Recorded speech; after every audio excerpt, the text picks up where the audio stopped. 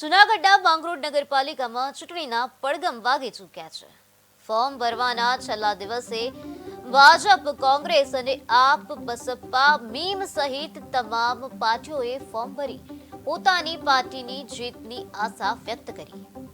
તો ગત ટર્મમાં કોંગ્રેસ અને ભાજપ મળી અને નગરપાલિકાની બોડી બનાવી હતી, ત્યારે આ બાબતે કોંગ્રેસ પ્રમુખને પૂછતા આવું કોઈ ગઠબંધન થયું નથી અને ભાજપના જ 6 જેટલા લોકો કોંગ્રેસ સાથે ભળી ગયા હોવાનું જણાવ્યું હતું।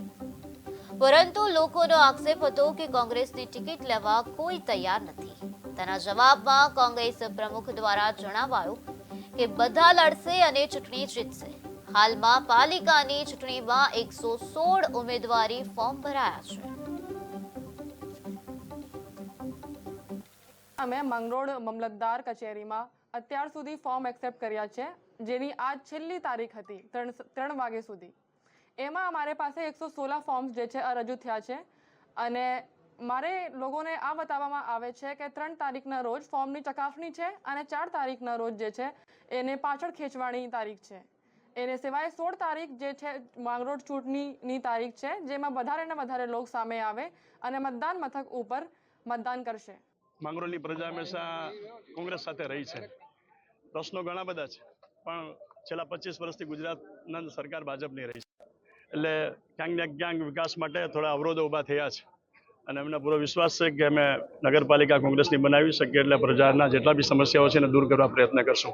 અરુણભાઈ, અમુક લોકોના આક્ષેપો એવા છે કે કોઈ કોંગ્રેસમાંથી ટિકિટ લેવા તૈયાર નથી, આ બાબતમાં માંગરોળ નગરપાલિકા માટે આમ આદમી પાર્ટી અને કોંગ્રેસનું ગઠબંધન, જેમાં 8 સીટ ઉપર આમ આદમી પાર્ટીએ પોતાના સિમ્બોલ આપ્યા છે અને અધર ઉમેદવારોમાં કોંગ્રેસને ટેકો આપ્યો છે। એમાં પણ આમ આદમી પાર્ટીના ઘણા ઉમેદવારો છે। આજની ફોર્મ પૂર્ણ થાય પછી આમ આદમી પાર્ટી અને કોંગ્રેસનો માત્ર એક જ મકસદ છે કે જૂના પડેલા પ્રશ્નોનો વાચા આપી અને લોકો વચ્ચે જઈ અને ભારતીય જનતા પાર્ટી ભ્રષ્ટ પાર્ટી છે એ સંદેશો આપી અને લોકો માટે હિતના કાર્ય કરવા એ અમારો મુખ્ય ઉદ્દેશ રહેશે। લિનેશ સોમૈયા, શહેર ભાજપ પ્રમુખ, માંગરોળ। નગરપાલિકાની ચૂંટણીના પડઘમ વાગી ચૂક્યા છે, ત્યારે આજે માંગરોળ ભારતીય જનતા પાર્ટીના ઉમેદવારોએ પોતાનું નામાંકન કર્યું છે। ભારતીય જનતા પાર્ટી 6 વોર્ડમાંથી એટલે કે 24 સીટ ઉપર